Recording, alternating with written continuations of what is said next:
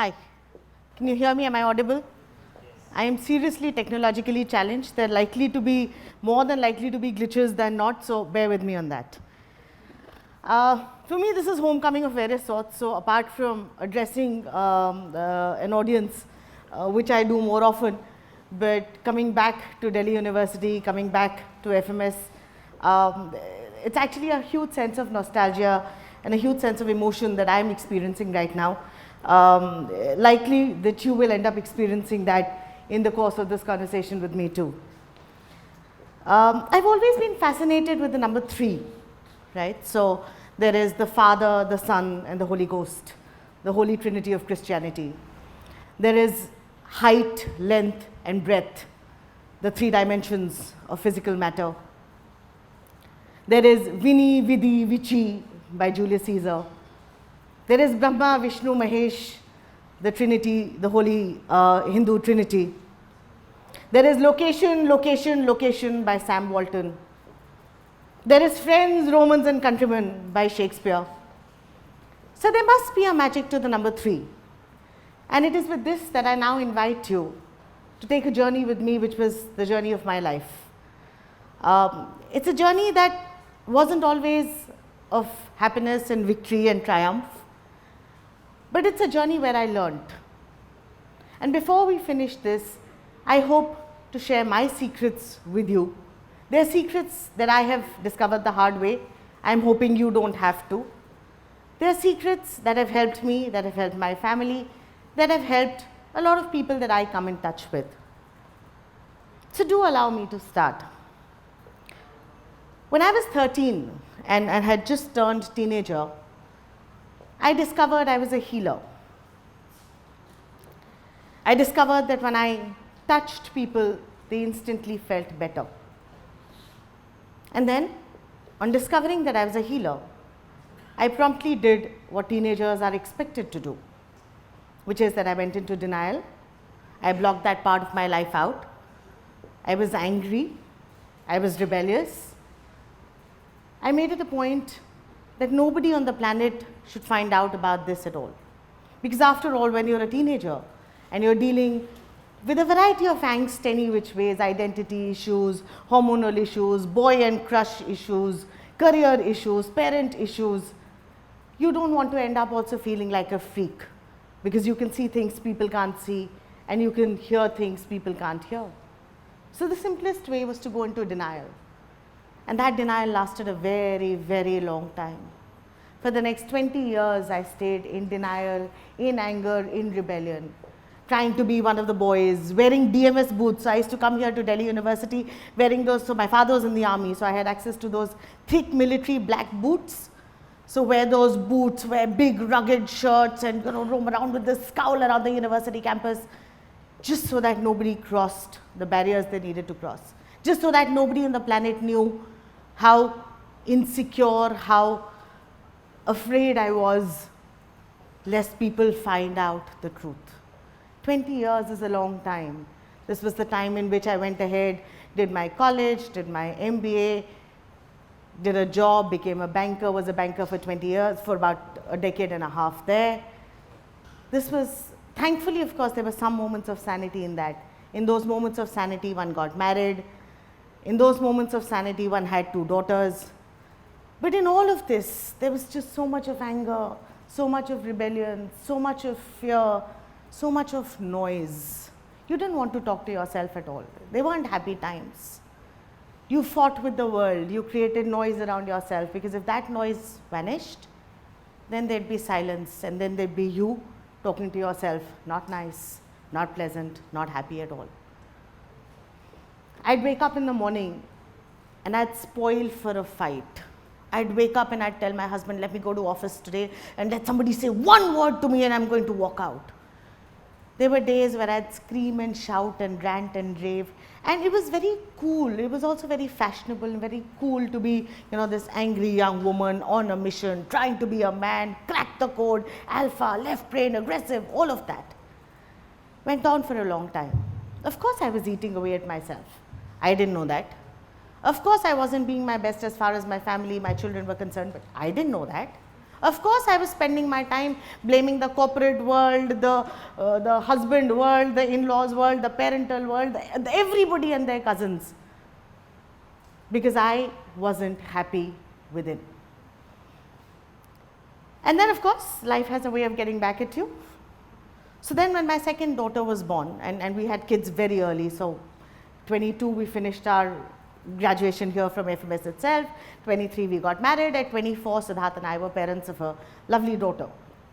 Too young to handle parenthood, so I think the child bore the brunt of it. Of course, we've redeemed ourselves, I'll come to that. But when the second daughter was born and I was all of 27 and a half-ish years of age, that's when the first bolt struck. So when the younger one was born, for the first 6 months we didn't know whether she would live or die. And there was a life complexity around it. She had some bone marrow issues, etc. Every day that little child would have that thick needle going into her spine to extract marrow fluid. She would go through her MRIs and X-rays month on month. We would wait for her to come out from her general anesthesia and wobble. It wasn't a happy time at all, and it really took its toll on us. So come back, because I was on my own, and because I had stepped off the corporate ladder for the first time, and because I was really engaged with the girls, I didn't have noise to go back to. You know, when we are working, it's very easy to create noise. When you're working, you go out there, you pick up a fight with your ops guys, your client guys, your product guys, with your bosses, with your subordinates, with your office peon, and you can generate noise. But when you're at home and your husband's happy and your child is happy and your other child is happy, you suddenly don't want to create noise. There is nobody who is giving you the fight you're spoiling for. So that suddenly released these 8 to 9 hours of serious energy time. And that's when I think the questioning myself started. I still hadn't walked down that path completely. I don't think I was still ready to face my demons or my strengths or myself at all. And then one of those things happens, right, where God turns around and whatever the higher mightier powers that be turn around and say, dude, don't you get it? So when that happened, I actually had an accident. So in Singapore, I had a very, very nasty road accident. My husband, of course, makes fun of it in hindsight, that who has an accident in Singapore? Yeah? You've gone and spoiled the safety record of an entire nation. But well, so I did. It was quite nasty. It took me about 3 months to just stand up again, and took me about 6 months to start thinking straight again. Again, the husband jokes that I haven't yet got my brains back completely. I'd like to believe I did. But you know, that accident finally pushed me over the edge and began the next phase of my life. Why it was important was because suddenly it wasn't somebody else you needed to heal. Suddenly it wasn't about anybody else, not even your own child. Suddenly this was about you. To wake up every day in the morning and have 3 people sitting on the bed just waiting for you to open your eyes. To wake up in the middle of the night to have because you can't breathe, because the husband has his finger stuck up your nose to check if you're alive. To wake up because you have a feeling somebody is staring at you, and you turn around and there are 2 people sitting on the bed just looking at you or staring at the ceiling. And that broke me, because this wasn't about someone else. I didn't need to heal anyone else. This was about myself. And I had become so busy in the last 20 years being nasty, being vindictive, being a victim, being a martyr, blaming everybody else, that was my default reaction when I had my accident. The default reaction was feeling miserable, suicidal, victimized, let people come and take care of me, oh, why does God do this to me, etc., etc., was the first reaction. But when this happened and you realized that you weren't doing it for yourself, but for those around you, I think that is when I tipped over. Right? 6 months later, I moved. My family was in Sri Lanka. The girls and the husband were in Sri Lanka. I moved to Bombay, back to India, with this job with Future Group. And 6 months later they followed. They were girls, they were almost teenagers, they were with their father and they managed really well. I have found that when they moved back, the girls in us became a better community because I was respecting myself and because I was doing what I wanted to do, everybody else was respecting those choices. They were also embracing their own selves and the whole conversation has now changed. So before I finish with this, of course today I live in this brilliantly liberated space, and because I allowed me to embrace myself, I also allowed myself to pursue my dreams, my learnings. Remember I told you that I was all empty about 6 years ago, and then I rebuilt myself. When I rebuilt myself in search of answers, we went all over. There is a conversation that I had with, I am a certified mythologist. So there's a conversation with mythologists at one end, which explores the deeper dimensions of ancient wisdom, insights from sciences, ancient sciences. There's a conversation that happens with the Oxford University and a Center for Hindu Studies there. There's a conversation on ethics and morality happening with Yale. There's a conversation that's happening with a string theoretical physicist on the dimensions of string theory. And it's a space one is just brilliantly stepping into and resonating in. So let me come back to the threes, the rule of threes always. In this journey, the three learnings that I have had and the three learnings I always share. One is embrace yourself. Till you embrace who you are, what you are, who you want to be, why you are, you will never be your best self ever.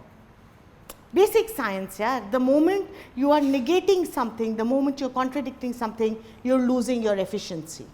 The moment you're losing efficiency, you will not be at resonance. You will not be your best, most brilliantest self.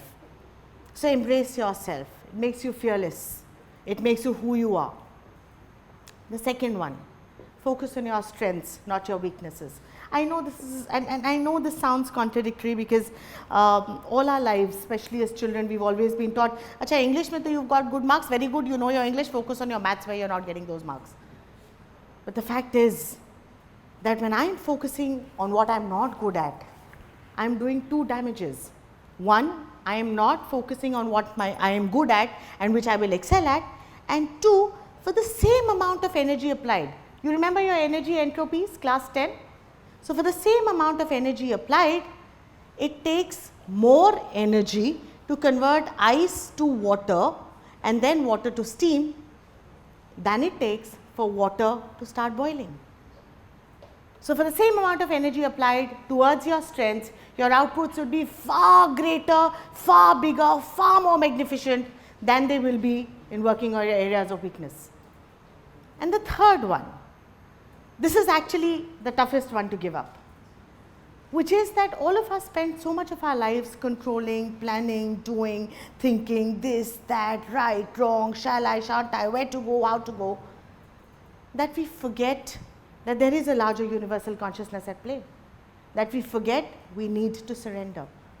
And you know, I have this conversation very often, especially because most of my peer group is the MBA, the planned, the corporate ladder variety.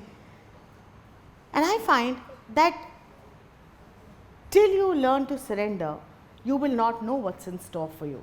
So I was a banker, I was a very good banker. And my clients tell me that. I don't say this, my clients tell me that, and I had a decent trajectory, so I must have been a good banker. But that wasn't my full potential because I was so busy saying, okay, next move, next job, next role, next promotion, next band, bigger team, that I forgot that that was not my critical strength. I would have been a good banker, no doubt, but I wouldn't have given it my full potential. And because I wouldn't have done that, I would have done two damages. One, not been the best me that I could be. Two, not done justice to that role either. The moment I surrendered and embraced the consciousness and did only what I wanted to do, life's just come in my way, including the job that I want to do.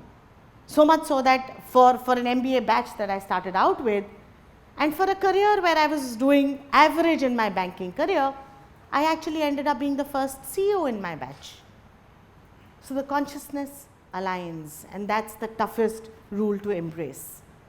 So here once more I shall just recap it. Embrace yourself, be your most fearless self that you can be, focus on your strengths, not your weaknesses, and control and plan a bit, but by and large surrender to the larger universal consciousness, doing what you want to do, what you're most passionate about, and then rise in resonance and rise in brilliance. Thank you.